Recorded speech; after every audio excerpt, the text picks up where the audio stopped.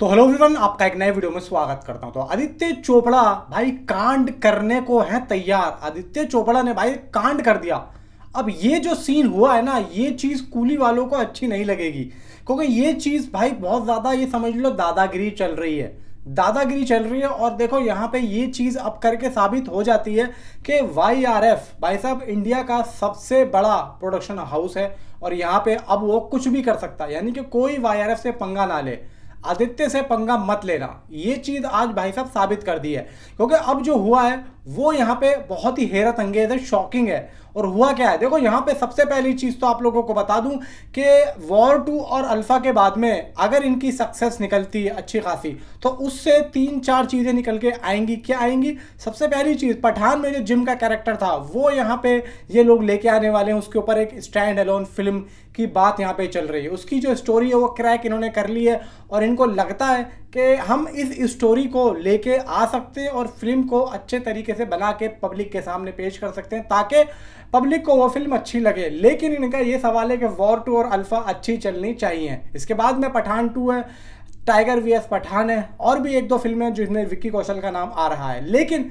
यहाँ पे spy universe का जो आगे का फ्यूचर सेट होगा ना, वो सिर्फ इन 2 फिल्मों पर टिका हुआ है, वॉर 2 एंड भाई अल्फा। और इन दोनों ही फिल्मों से बहुत ज़्यादा उम्मीद है, और इसी वजह से जो आदित्य चोपड़ा है वो अब एड़ी चोटी का यहाँ पे भाई साहब लग चुका है। इनका पसीना एड़ी चोटी का जोर लगा रहे हैं, और वो अब यहाँ पे पूरे तरीके से मैदान में उतर चुके हैं। और उन्होंने ऐसा ऐसा यहाँ पे काम कर दिया है कि जिसमें हर कोई प्रोडक्शन हाउस भाई साहब बहुत तगड़ी यहाँ पे जोखिम उठाता है, और यहाँ पे हर कोई प्रोडक्शन हाउस के बस की बात नहीं होती। अब हुआ क्या है देखो, यहाँ पे वाईआरएफ ने पूरी इंडिया की जितनी भी आईमैक्स स्क्रीन्स हैं, यानी कि 33 स्क्रीन्स हैं पूरे इंडिया में, वो सारी की सारी अपने नाम में कर ली हैं। और उन्होंने पीवीआर और आइनॉक्स से बोला है कि ये स्क्रीन सिर्फ मेरी होंगी, यानी कि वॉर 2 के लिए चलेंगी, और किसी मूवी को नहीं चलने दूंगा।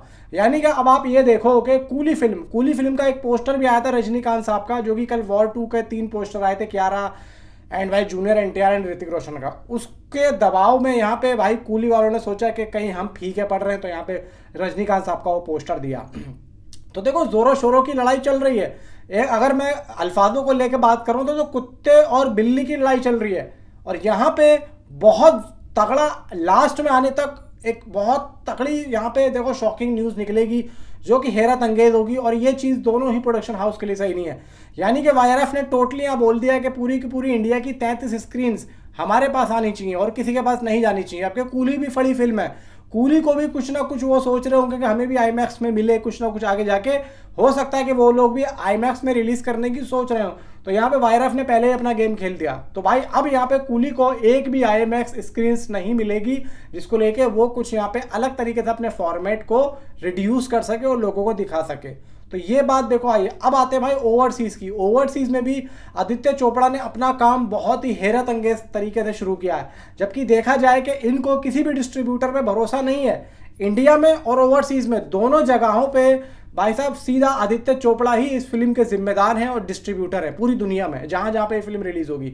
और छोटी से छोटी जगह पे इस मूवी के लिए भाई साहब जोरों शोरों पे काम चल रहा है। लड़के लोग काम पे लगा दिए हैं, सारी टीम काम पे लग चुकी है हर जगह की। यानी कि दबा के पैसा खर्च यहाँ पे हो रहा है, और यहाँ पे उम्मीद है कि ये मूवी कम से कम 1000 करोड़ के भाई साहब क्लब में तो शामिल होगी। देखो उम्मीद है तेलुगु से है, यानी कि जूनियर एनटीआर से, वहां पर भी जोरों शोरों से तेलुगु का मतलब जो बड़ा स्टार जूनियर एनटीआर है उनसे उम्मीदें पूरी लग रही हैं। इवन यहाँ पे इसके क्या नाम है स्कूली के जो राइट्स बिके 68 करोड़ के ओवरसीज में बिके हैं।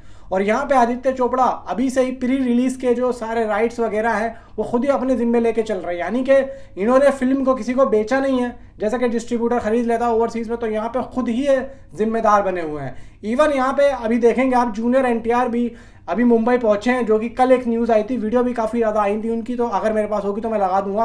तो जूनियर एनटीआर भी पहुंच चुके हैं मुंबई में। वो लास्ट जो गाना है ऋतिक एंड जूनियर एनटीआर का, वो भी शूट होना है। मे भी 1-2 दिनों में हो सकता है कि उसकी अनाउंसमेंट हो जाए और वो गाना भी शूट हो चुका हो रहा हो या हो।